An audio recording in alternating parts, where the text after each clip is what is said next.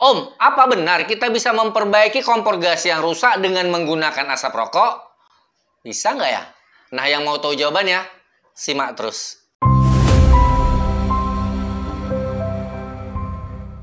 Oke, sebelum kita mulai, kita samakan persepsi tentang bahasa di awal tadi ya, bahwa apakah benar bisa memperbaiki kompor gas yang rusak dengan menggunakan asap rokok. Nah, kalimat ini sebenarnya kurang tepat menurut saya ya. Jadi, tidak mungkin kompor gas kita yang rusak itu bisa benar sendiri atau komponennya yang bermasalah bisa diperbaiki dengan menggunakan asap rokok. Itu persepsinya kurang tepat ya. Nah, jadi persepsi yang tepat adalah apakah dengan bantuan, ingat ya, dengan bantuan asap rokok kita bisa memperbaiki kompor gas yang rusak. Nah, jadi kalimat asap rokok ini bukan subjek utama ya, tapi dia adalah subjek pembantu dan sebagai indikator. Yang pertama untuk menentukan dan memprediksi di mana kerusakan kompor gas tersebut, dan yang kedua juga sebagai indikator apakah usaha kita untuk memperbaiki tersebut sudah berhasil apa belum. Nah, lalu balik ke pertanyaan tadi, apakah benar kita bisa memperbaiki kompor gas yang rusak dengan bantuan asap rokok? Jawabannya benar sekali sobat ya.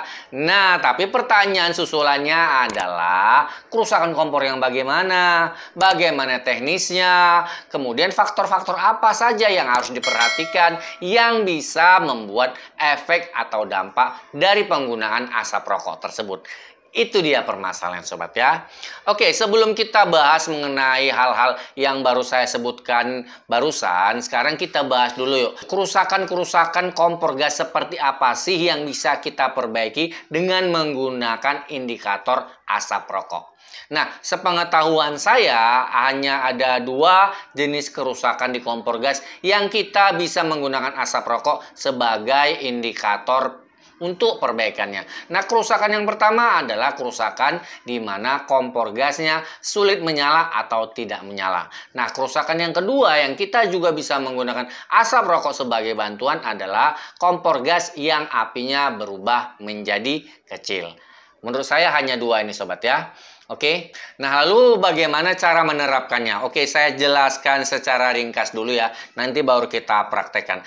Jadi kalau misalnya ini ya, saya ambil contoh misalnya ini kompor gas kalian. Kita bahas dulu kompor gas yang susah atau sulit menyala ya. Pada saat kalian putar knopnya seperti ini, oke, nampak ada percikan api, tapi kompor tidak menyala, sedangkan dari arah tungku terdengar bunyi gas. Nah, kita bisa menggunakan asap rokok tadi untuk mencari tahu dan memprediksi di bagian mana dari kompor gas yang tersumbat yang menyebabkan api tidak menyala sobat ya.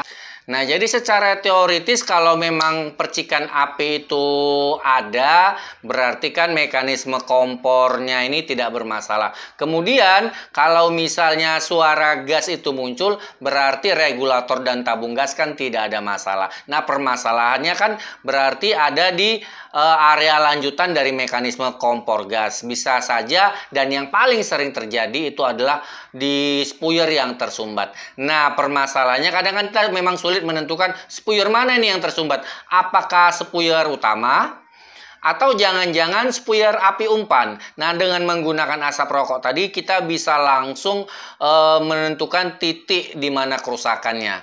Oke, jadi asap rokok nanti kita tiupkan. Oke, nanti akan keluar. Nah, akan kelihatan kok di mana permasalahannya. Nah, itu untuk kerusakan yang pertama ya. Nah, untuk kerusakan yang kedua itu pada dasarnya hampir-hampir mirip ya. Nah, kalau kerusakan di mana api kompor gas yang kecil, ini kan kita juga sulit memprediksi. Apakah kerusakannya di bagian spuyer yang tersumbat, atau di bagian pipa, atau jangan-jangan di bagian selang dan regulator. Nah, dengan menggunakan asap ini tadi juga bisa langsung kita mencari titik tujuan. Jadi pada saat kita tiup asapnya, kalau ternyata asapnya mengalir lancar, berarti yang bermasalah di bagian selang dan regulator. Nah, tapi kalau ternyata pada saat kita tiupkan asapnya terjadi asap yang sepertinya tersendat, sudah otomatis yang tersumbat adalah spuyer yang mengakibatkan api kompor kita itu berubah menjadi kecil. Oke, nah sekarang biar tidak bingung akan langsung saya praktekkan ya. Yang pertama untuk kompor gas yang tidak menyala atau susah menyala. Nah, teknis cara melakukannya adalah sebagai berikut, silahkan kalian perhatikan ya. Untuk kompor gas yang tidak menyala, yang pertama yang harus kalian lakukan, kalau kalian menggunakan kompor yang 2 tungku, tentukan dulu bagian mana kompor yang bermasalah. Seandainya ini misalnya yang kanan ini bagus, yang kiri yang bermasalah, nanti yang harus kalian lakukan sebelum meniupkan asap rokok adalah silahkan kalian putar knopnya seperti ini, oke. Tapi ingat ya, tapi jangan sampai berbunyi cetek. Nah, jangan seperti itu. Jadi kalian putar begini tapi hampir menyentuh ceteknya ya, tapi jangan sampai cetek, oke? Itu untuk kerusakan yang kompor susah atau tidak menyala. Sedangkan untuk kompor yang apinya kecil, kalian bisa langsung cetekan seperti ini, tidak perlu kalian tekan-tekan.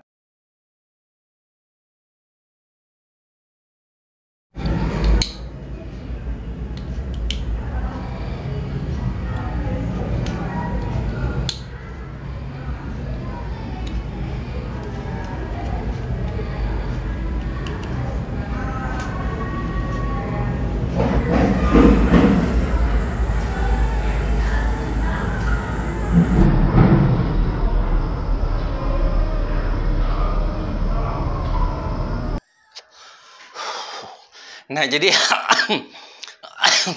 Nah, jadi bisa kalian lihat sendiri ya, nanti asapnya benar keluar dari spuyur-spuyurnya ya. Nah, sekarang tinggal menentukan ya dan melihat hasilnya. Kalau misalnya kita bicara dulu untuk kompor yang susah menyala. Kalau misalnya yang keluar hanya dari spuyur utama, berarti spuyur utama tidak bermasalah. Oke, berarti yang mungkin menyebabkan api kompor susah menyala itu adalah spuyur umpan apabila tidak ada asap yang keluar dari spuyur umpan. Nah, hanya saja kalau dari praktek kita tadi kan dua-dua ini keluar ya, dari spuyur umpan keluar, kemudian dari spuyur utama keluar. Ini dikarenakan memang kompor ini tidak bermasalah. Oke, nah untuk kerusakan yang kedua, kompor yang itu apinya menjadi kecil juga sama ya.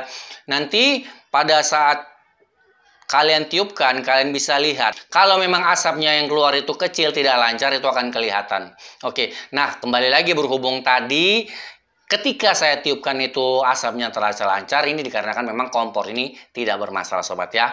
Oke, nah dari situ kita langsung bisa mendapatkan gambaran dan langsung bisa menuju ke titik perbaikan di mana kerusakan yang ada.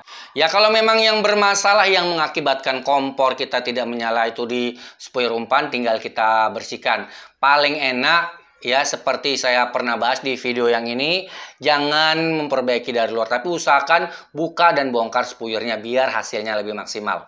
Oke, nah demikian juga pada saat kerusakan yang kedua, yaitu kompor yang apinya berubah menjadi kecil. Kalau memang terbukti asapnya tidak lancar, berarti yang kotor adalah spuyur utama. Silakan kalian bongkar juga, kalian bersihkan, dan kalian buang kotoran atau keraknya. Oke sobat. Lah berarti dengan menggunakan asap ini sama saja dong seperti kita menggunakan atau meniup dengan cara yang biasa. Yap, jawabannya sama sobat. Ya, jadi meniup dengan udara yang ada di mulut atau dengan menggunakan asap, ya pada kenyataannya itu sama saja ya. Hanya saja memang berbeda kondisi ya. Kalau kita meniup dengan napas yang biasa itu tidak akan kelihatan ya, karena warna angin kan kita tidak nampak, tapi dengan menggunakan asap akan lebih mudah melihat permasalahannya ada di mana. Nah, itulah salah satu kelebihan dengan menggunakan asap rokok, sobat. Nah, sekarang kalau memang ada kelebihan, tentunya ada kekurangan. Kekurangannya di mana? Nah, kekurangannya yang paling nyata adalah berhubung kita memperbaiki kompor yang otomatis berkonotasi dan berdekatan dengan gas, resiko pasti jauh lebih besar dengan menggunakan asap rokok. Karena untuk menghasilkan asap, otomatis rokok harus dibakar. Nah, ada hal-hal yang pastinya tidak perlu saya sebutkan, kalian tahulah apa risikonya. Nah, untuk menanggulangi atau mengurangi risiko tersebut, ya kita memperbaiki kompornya harus di tempat yang berbeda. Misalnya kita membongkar di dapur kompor gasnya, kemudian kalau kita mau melihat kerusakannya di mana, kita harus pindah ke ruangan yang lain.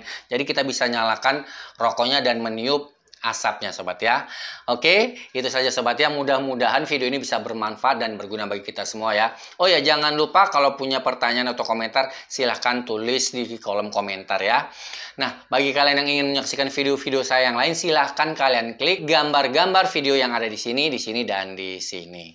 Nah, yang di sini wajah saya bisa kalian sentuh apabila kalian belum subscribe. Kita berjumpa lagi di video berikutnya. Wassalam.